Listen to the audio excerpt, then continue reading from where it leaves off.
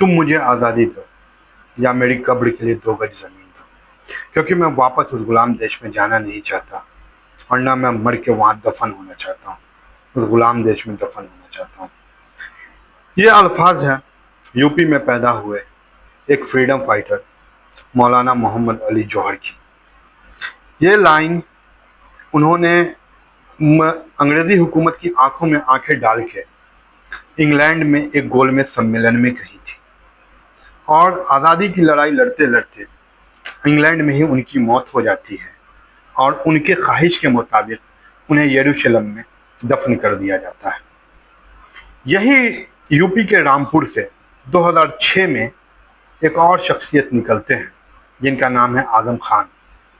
आज़म खान उनकी याद में एक यूनिवर्सिटी बनाते हैं और उस यूनिवर्सिटी का नाम रखते हैं मोहम्मद अली जौहर यूनिवर्सिटी।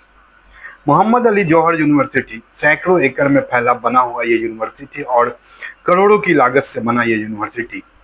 इस यूनिवर्सिटी में टोटल 40 बिल्डिंग हैं और जिसमें मेडिकल और इंजीनियरिंग के कोर्स के साथ साथ 98 और कोर्स की पढ़ाई होती है और यहाँ हज़ारों स्टूडेंट हर साल अपना मुस्तकबिल संभालते हैं, मुस्तकबिल बनाते हैं।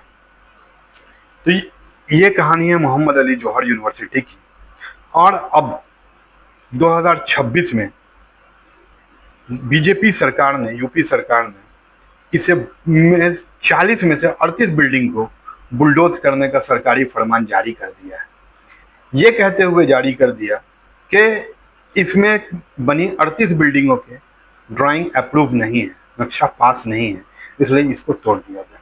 खैर, और 15 दिन का इन्हें टाइम मिला है। 15 दिन के अंदर में इन्हें बुलडोज कर दिया जाएगा, इस यूनिवर्सिटी को बुलडोज कर दिया जाएगा। जमाना तुम्हें जाहिल और अनपढ़ देखना चाहता है। हिंदुस्तान के मुस्तकबिल का हिस्सेदार नहीं बनाना चाहता।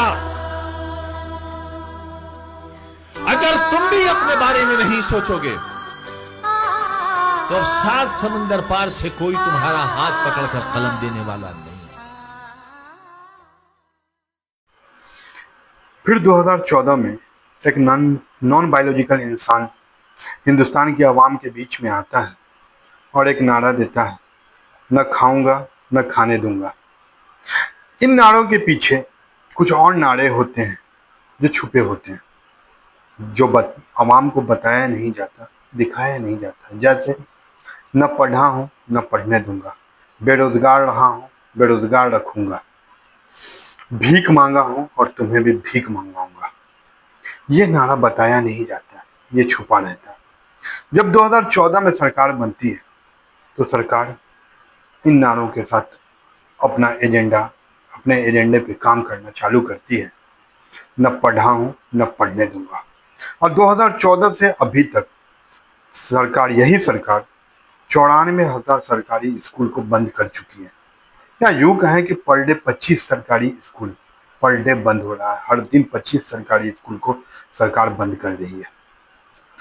सरकारी स्कूल को बंद करते करते भी इनका दिल नहीं भरा, तो अब ये चले आए यूनिवर्सिटी पे बुलडोजर चलाने कि यूनिवर्सिटी को बुलडोज करना। इनको यूनिवर्सिटी को बंद करने का कोई ना कोई एक बहाना चाहिए। इससे पहले हिंदू मुस्लिम विवादों के बीच माता वैष्णो देवी मेडिकल कॉलेज को भी बंद कर दिया गया था और अब मोहम्मद अली जौहर यूनिवर्सिटी को इलीगल बता के ये बताया जा रहा है कि उसका नक्शा पास नहीं है 38 बिल्डिंग का, और इसको जमींदोज बुलडोज कर दिया जाए, और करने का सरकारी फरमान जारी हो चुका है। 15 दिनों का इन्होंने टाइम दिया है और 15 दिनों के बाद अगर हिंदुस्तान की जनता ने इनकी मुखालफत नहीं की, हिंदुस्तान की आवाम ने इनकी मुखालफत नहीं की, तो 15 दिनों के अंदर में यह पूरी तरह बुलडोज कर दिया जाएगा और इस यूनिवर्सिटी को तोड़ दिया जाएगा, ख़त्म कर दिया जाएगा। वैसे भी इस देश में स्कूल और यूनिवर्सिटीज़ का क्या काम है? जब आधे से ज़्यादा बच्चे व्हाट्सएप यूनिवर्सिटी से ग्रेजुएट हो और उनका नॉलेज का सोर्स व्हाट्सएप और इंस्टाग्राम हो, तो इस देश को यूनिवर्सिटी और की ज़रूरत नहीं है, इस देश को स्कूल की ज़रूरत नहीं है।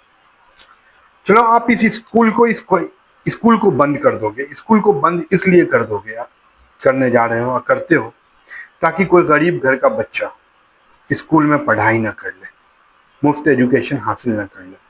और यूनिवर्सिटी को भी आज आप जमींदोज करने जा रहे हो और जमींदोज कर दोगे ताकि कोई पढ़े ना। क्योंकि जब अनपढ़ रहेगा इंडिया, तभी तो अंधभक्त बनेगा इंडिया।